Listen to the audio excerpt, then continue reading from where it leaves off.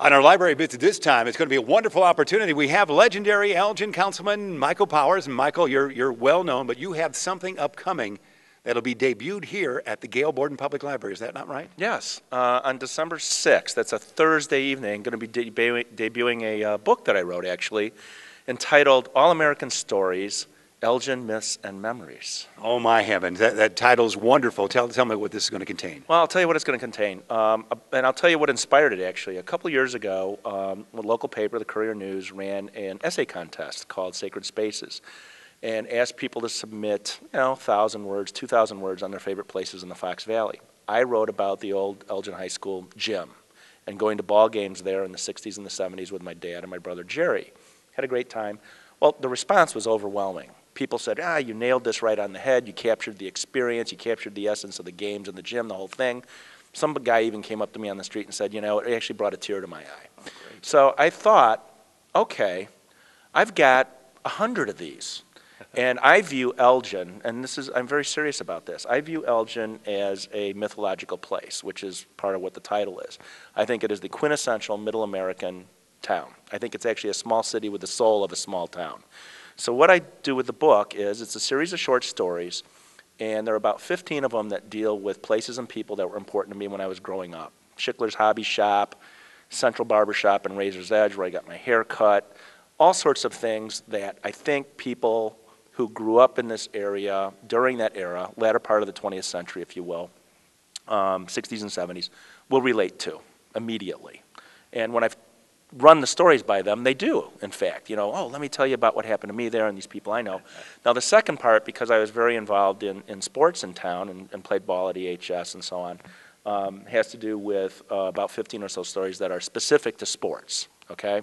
So it has a lot to do with, and as a matter of fact, I include that story about the old Elgin High Gym in there, but there are many people that people will recognize, people that were sports heroes of mine, Rick Sund, Rick Hopkins, my own brother Dave, who played football, my brother Craig, Big Tommy Ackerman, Brian Oldfield.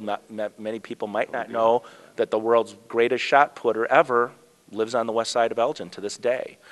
So very many stories that are from my perspective. These are people that I knew, that I went to the Elgin Y with, would play ball with at Elgin High. People like Derek Mays, who many will remember as an all-state basketball player. I had the privilege of playing ball with him from junior high all the way through high school. So stuff that was important to me that I think also other people will very easily relate to. Wonderful. Let's remind everybody that this book will debut on November 29th, but Correct. Here at the library on that night of December 6th, a Thursday night from 7 to 8, you'll be here. I'll be here, and I think I can read some excerpts, and we'll certainly have a question and answer period where people can weigh in. I'm hoping what'll happen is I have a section actually where I cover my favorite players, my favorite ball games, football, basketball, etc. The moments that were important to me, the people that were important to me, and I'm hoping it will inspire what I would call water cooler debate, which is, okay, let me tell you what my favorite ball game was, or let me tell you why this is the greatest game in the history of Elgin.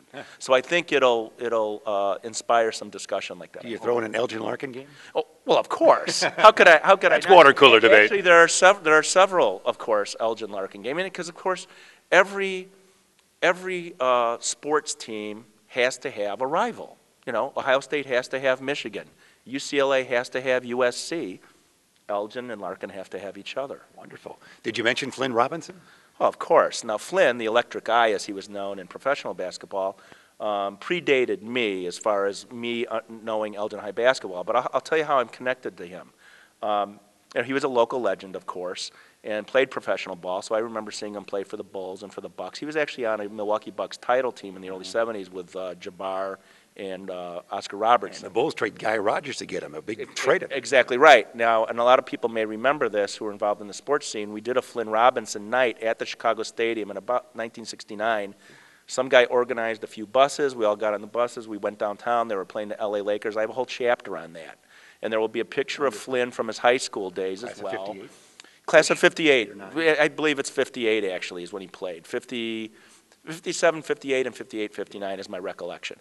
But also, very funnily, my brother Craig is an incredible jump shooter. I'll just tell you this little anecdote.